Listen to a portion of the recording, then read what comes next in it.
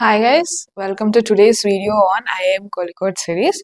So till now we have seen some model questions on RC and some model questions on vocabulary, right? And we have also seen some questions on para jumbles, para completions, para summaries, right?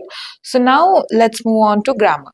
So today let's start with articles first. I know, see, these articles, parts of speech or tenses, things like that. I know that you have a revision in your intermediate and you must have already practiced some.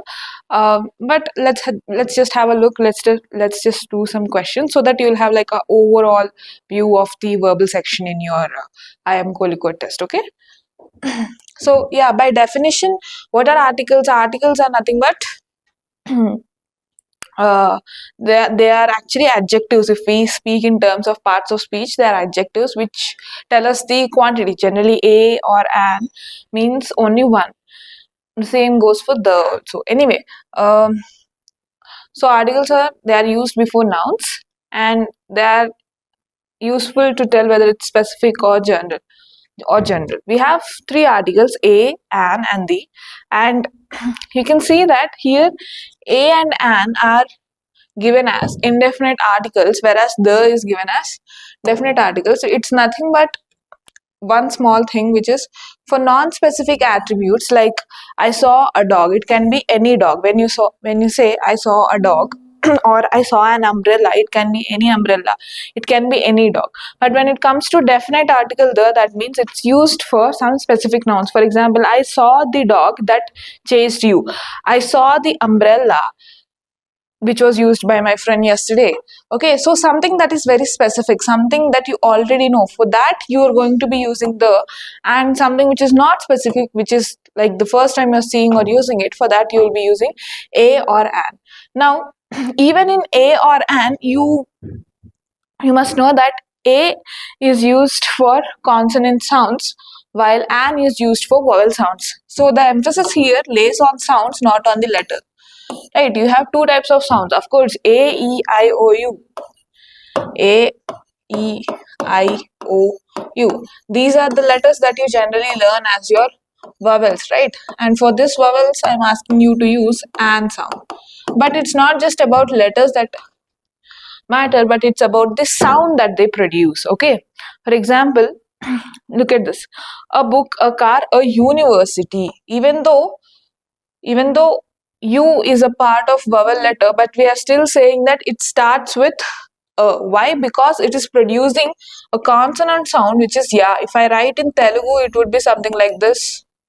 If I write in Hindi, it would be something like this. Yeah, right. This is a consonant sound. But when I say umbrella, for example, if I say umbrella, what is the sound that U is producing here? This would be a or a. Okay, Telugu and Hindi. Okay, so this is a vowel sound, whereas ya is a consonant sound. That is why even though the letter is U, the sound is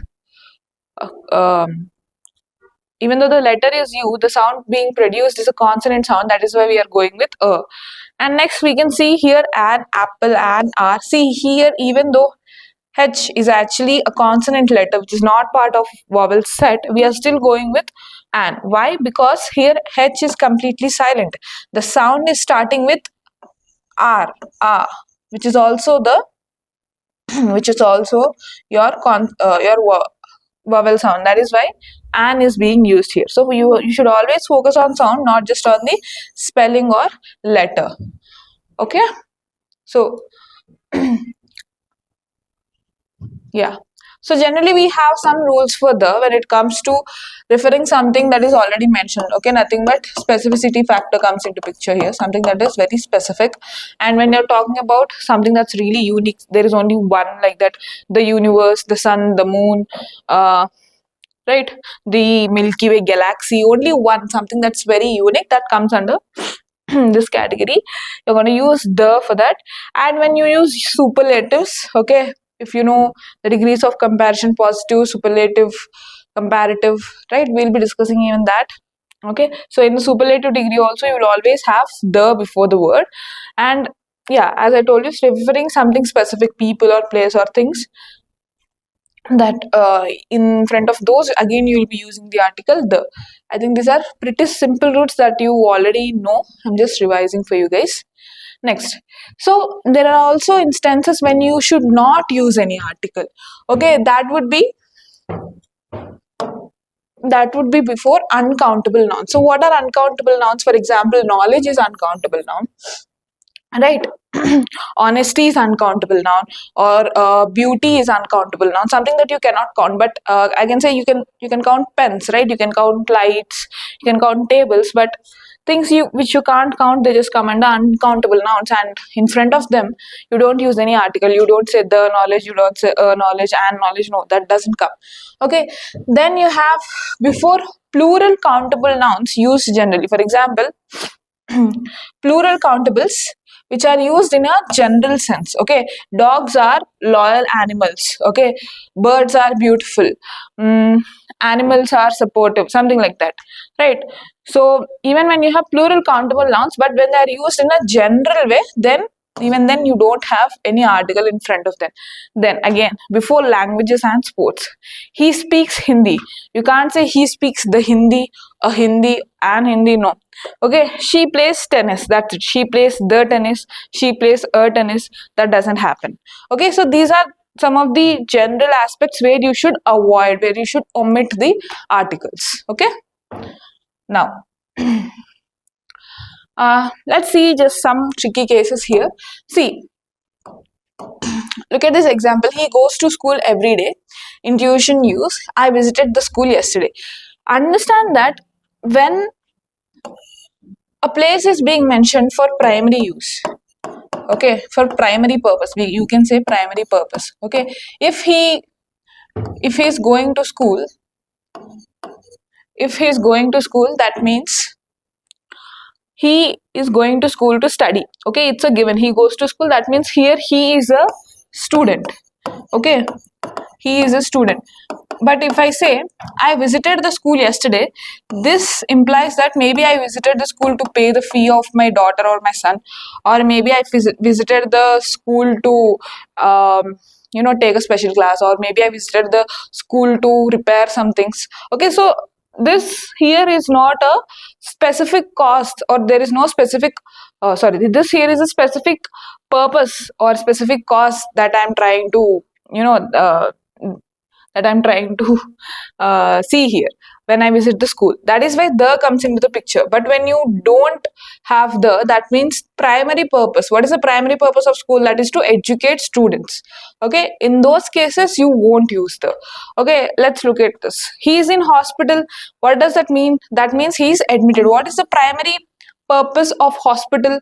To treat people, right? So if he is in hospital, that means he is getting treatment, he is admitted.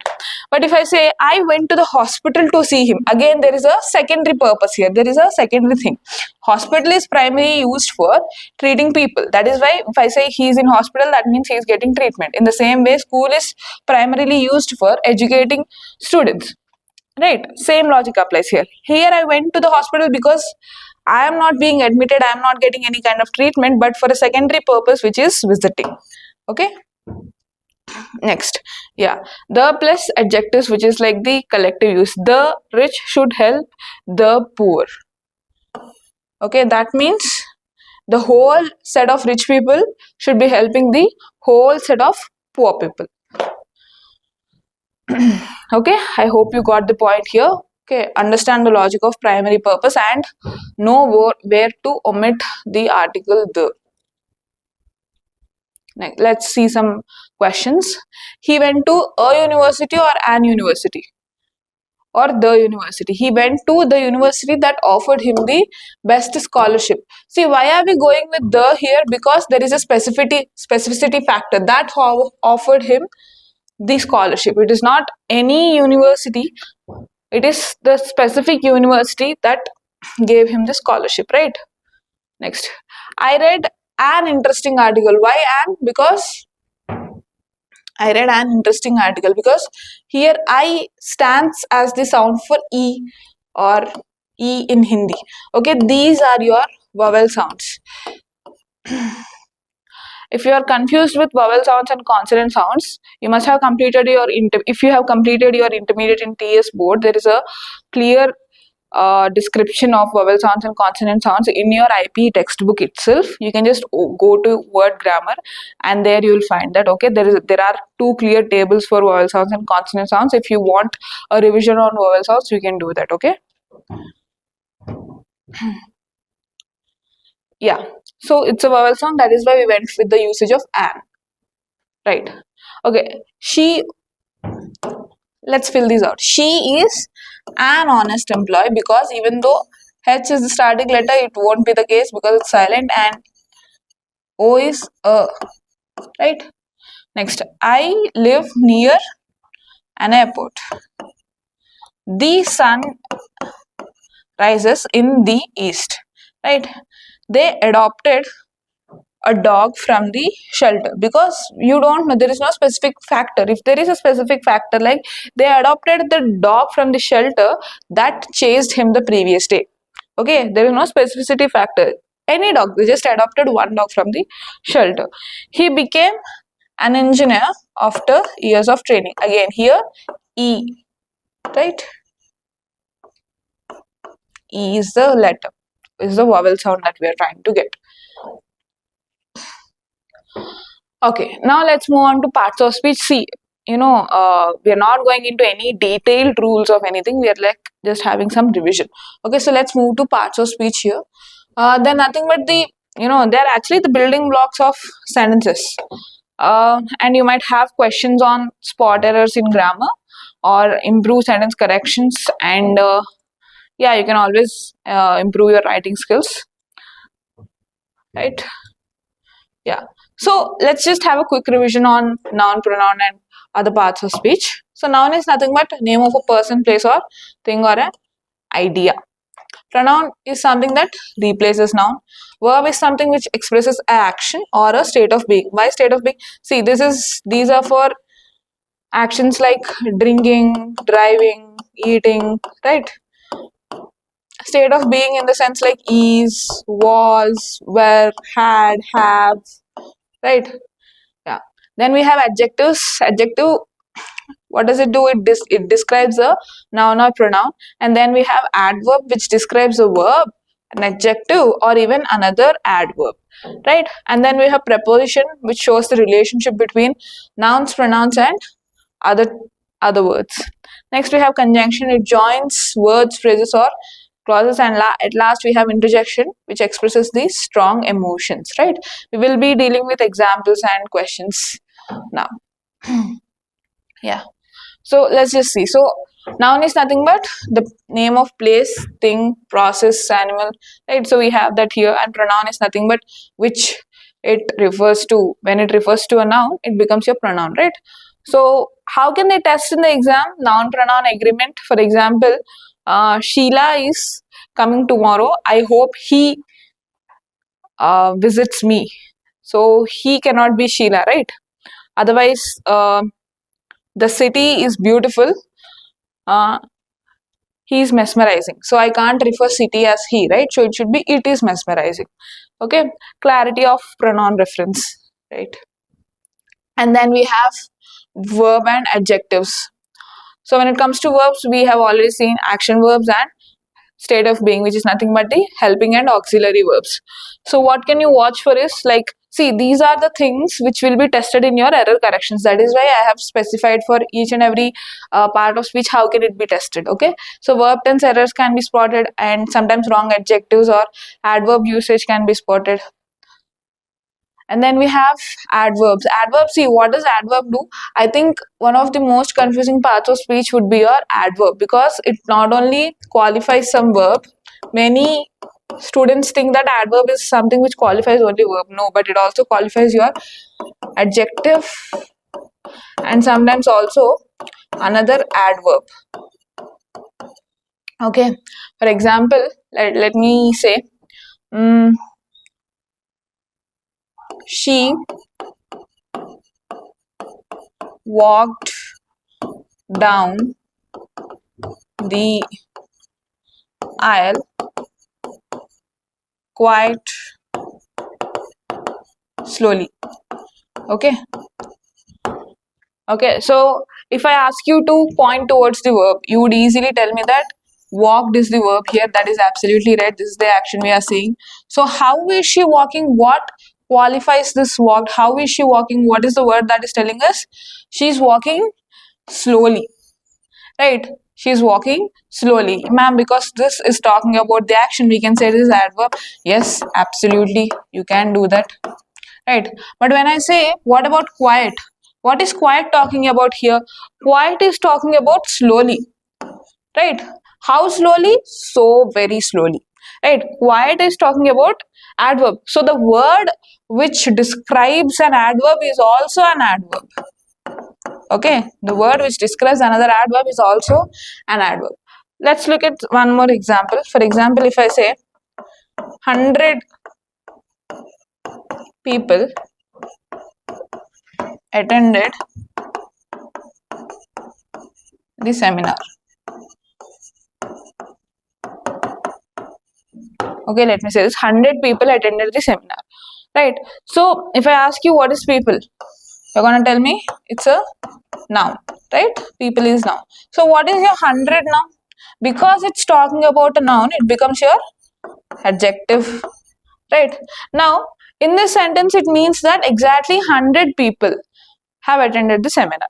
But if I say some 100 people attended the seminar. What does that mean? That means around 100 people. You don't know the exact count, but by looking at them, you think that there are around 100 people, right? So, what does the sum become now? Sum, what is it talking about? It's talking about 100, right? So, something which talks about an adjective becomes your adverb. Okay? And also, there is another tip you can say, right? If it tells you how or when or where or to what extent, it's probably an adverb. You can remember these words. Okay, how is she walking? Okay, for example, I will come tomorrow. If I say, I will come tomorrow. So, what is come here? Come is your action, and when is it happening? Tomorrow. So that is why tomorrow becomes your adverb. I will come tomorrow to the hall. Okay, for it, to the hall. So what does your hall becomes? It is also an adverb because it's telling you about where, right? So I hope you understand adverb. I have explained this in detail because many of the students face some confusion when it comes to identifying adverb. Okay. Yeah, then we have conjunction and interjections, and they might be testing about coordinating versus subordinating conjunctions, and sentence linkers and flow. Okay, so yeah, coordinating and subordinating conjunctions. They might test you on this particular thing. So what is this coordinating and what is this subordinating conjunction? See, for coordinating conjunction, you can just simply remember this one acronym. If you haven't heard about this, it's nothing but for, and, nor, but, or, yet, and so. Fanboys. Okay. These 7 are your coordinating conjunctions. And when it comes to subordinating conjunctions, it's generally, these are the conjunctions, they are generally used for dependent clauses.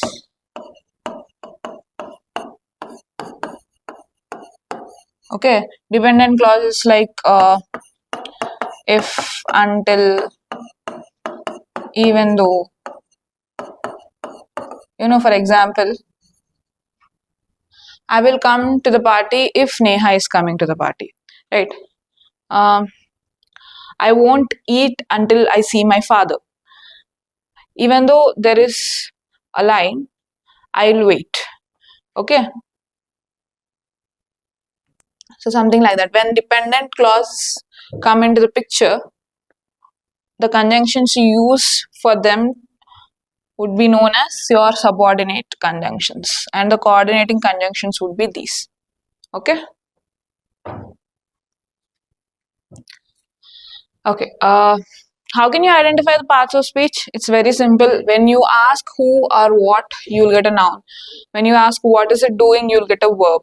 And when you ask what kind of action is it doing, you'll get what kind of person or place it is, you'll get an adjective. Or when you ask who, how or when or where, you'll get an adverb. And what is it connected to, you'll get the preposition or conjunctions. I know it's not that easy, but these are like some few simple tips. If you ever get confused, you can try to ask these questions and accordingly mark your answer. Okay, then we have some questions here. Okay, so let's look at some sample questions now. He spoke to the audience calmly before beginning. So you have to identify what is calmly, right? So what is it talking about? What is calmly talking about? How he spoke. And what is spoke here? This is your verb. If something is talking about your verb, what does it become? It becomes your adverb, right? And yeah, most of the ly words, as you can, you generally know, right? They become your adverbs. Yeah, calmly describes how he spoke, so it's an adverb. Okay, you have to choose the sentence with correct usage. Okay, she runs very quick. She runs very quick. So is it quick or quickly? It should be quickly, because runs is a verb, and something that talks about the verb should be an adverb, so it should be quickly. He is a honest person. What should be? It should be and. He's an honest person. And look at D. Wow, that is a very good idea. Now, what is the word that is expressing a strong emotion here? It is wow. So, where should the exclamatory mark be? It should be after wow, right? So, A, B, and D, they are wrong. I am tired, but I will continue. Yes, this has no errors, right? So, option C would be your answer, right? But is used correctly. Yeah. The boy quickly ran to school. Again, see, what is quickly talking about? It is talking about how he ran, right? It is talking about how he ran. How did he run? He ran very quickly. So, your ran is a verb here. Something that talks about a verb becomes your adverb, right?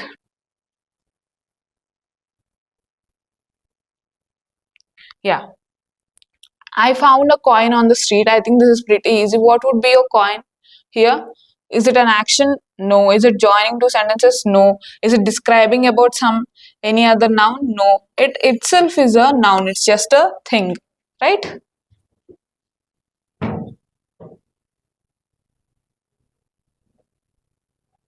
She is a very kind person. Now, what is this kind talking about? It's talking about the person. What is person here?